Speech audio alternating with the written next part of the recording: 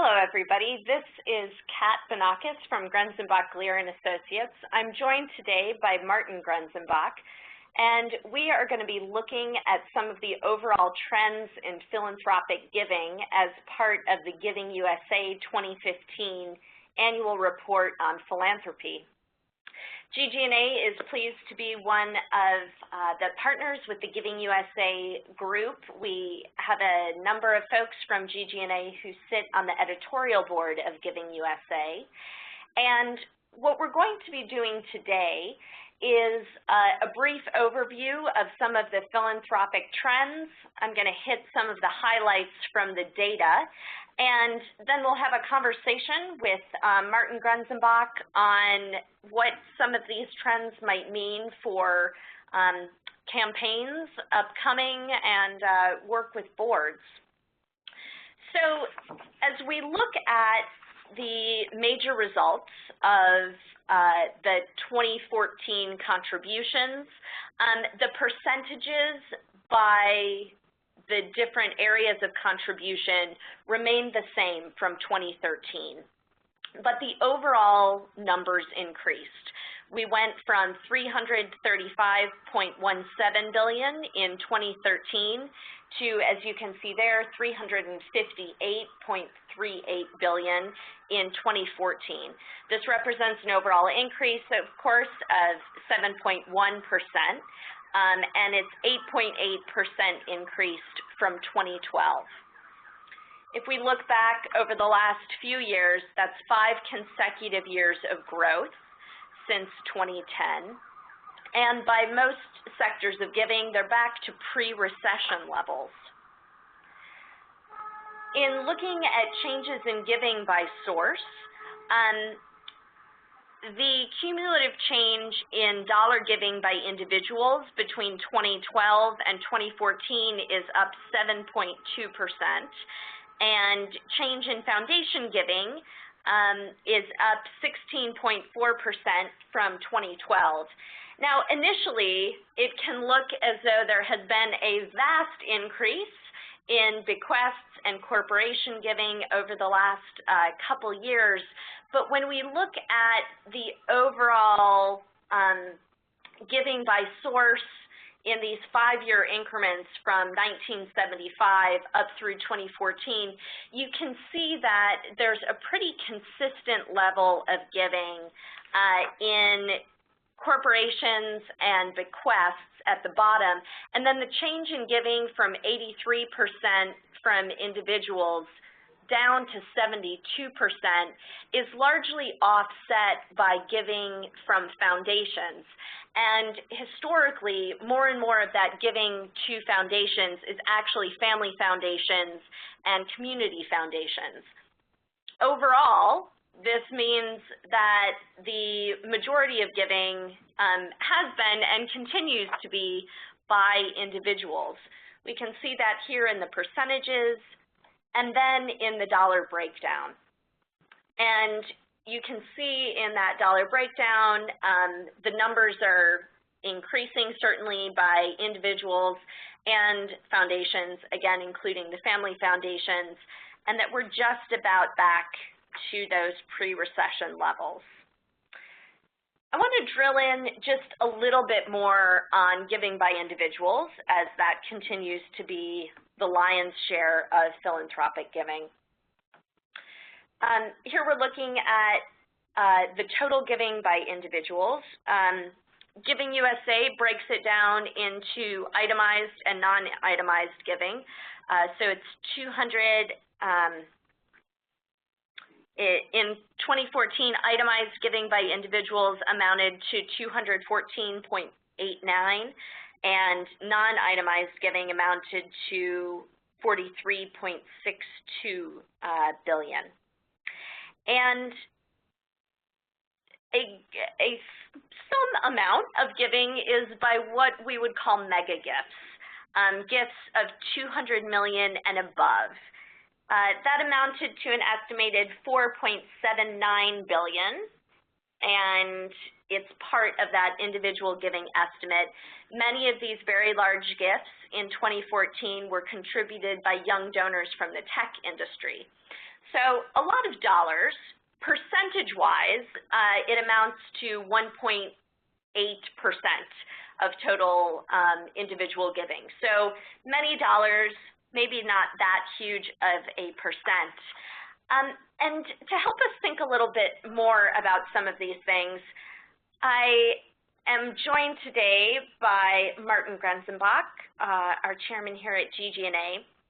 And to start, Martin, I was wondering if you could talk a little bit about just how important those mega gifts are, those $200 million plus gifts by individuals. How interested and worried should organizations be about these?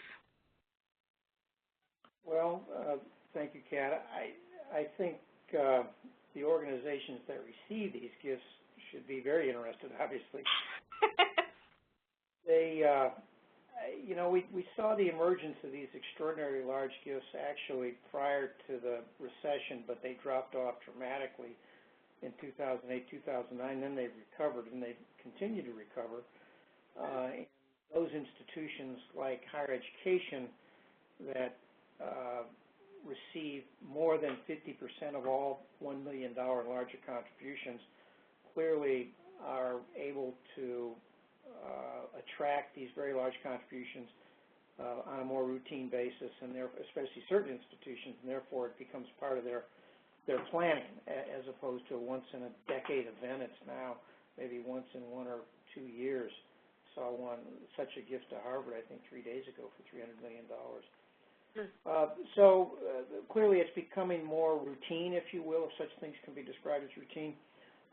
However, as those institutions receive them, understand these gifts are extraordinarily challenging in terms of the interface with the donor in an ongoing fashion and the stewardship opportunities and obligations, shall we say, in support of the donor after the gift is made.